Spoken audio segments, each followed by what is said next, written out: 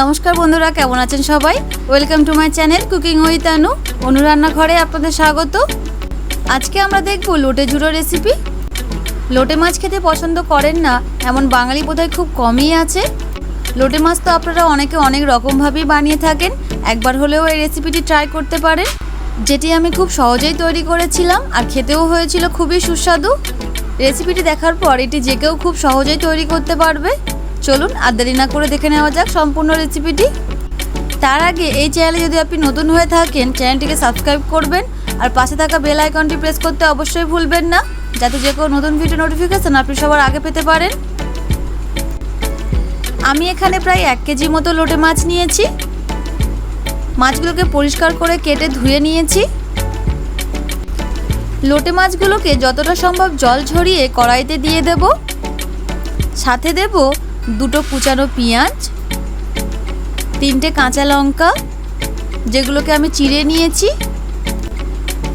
একটা মিডিয়াম সাইজের টমেটো কুচি, একটা মিডিয়াম সাইজের আলু যেটাকে আমি সরু সরু ফিঙ্গার সাইজ করে কেটে নিয়েছি, আর সাথে দেব পরিমাণ মতো নুন, হাফ চামচ হলুদ গুঁড়ো, 1/4 চামচ লঙ্কার গুঁড়ো ঝালের জন্য, হাফ চামচ কাশ্মীরি লঙ্কার গুঁড়ো ফর কালার, হাফ চামচ জিরা গুঁড়ো, হাফ চামচ ধনিয়া গুঁড়ো, 1 চামচ আদা বাটা, 1 চামচ রসুন বাটা আর 4 চামচ রিফাইন তেল। এবার সমস্ত মশলাগুলো একত্রে কড়াইতে মাছের সাথে সুন্দর করে মিক্স করে নেব। তারপর ঢাকা দিয়ে গ্যাসের ফ্লেমটা অন করে দেব। প্রথম 2 মিনিট হাই ফ্লেমেই রান্না করব, তারপর সম্পূর্ণ রান্নাটি লো টু মিডিয়াম হিটেই হবে।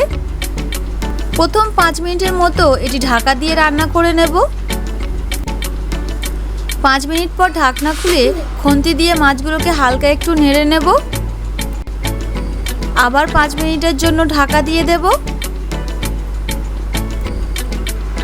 যেহেতু মাছের সাথে সমস্ত মশলা প্রায় দেওয়া হয়ে গেছে, তাই এখন শুধু মাঝে মাঝে মাছটাকে নেড়ে নেব যাতে কড়াইতে মাছটা ধরে না যায়। এইভাবেই 15 মিনিটের মতো রান্না করে নেব। 15 মিনিট পর মাছগুলো সম্পূর্ণ ঝুড়ো ঝুড়ো হয়ে এলে এখানে আমি অ্যাড করে দেব রোস্টেড কাস্তুরি মেথি। মেথি অ্যাড করার পর এটি আরও 2 মিনিটের মতো রান্না করে নেব। দেখুন এটি কত সুন্দর দেখতে হয়েছে আর কত লোভনীয় লাগছে। এবার ওপর থেকে ধনিয়া পাতা কুচি আর গরম মশলা গুঁড়ো ছড়িয়ে নামিয়ে নেব। Now it is ready to serve. এটি গরম ভাতের সাথে খেতে সবথেকে বেশি ভালো লাগে।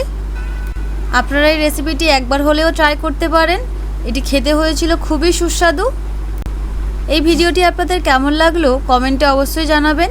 ভিডিওটি যদি ভালো লেগে থাকে ভিডিওটিকে লাইক আর চ্যানেলটিকে সাবস্ক্রাইব করতে একদম ভুলবেন না। দেখা হচ্ছে আপনাদের সাথে পরের ভিডিও নতুন কোনো রেসিপি নিয়ে। ধন্যবাদ।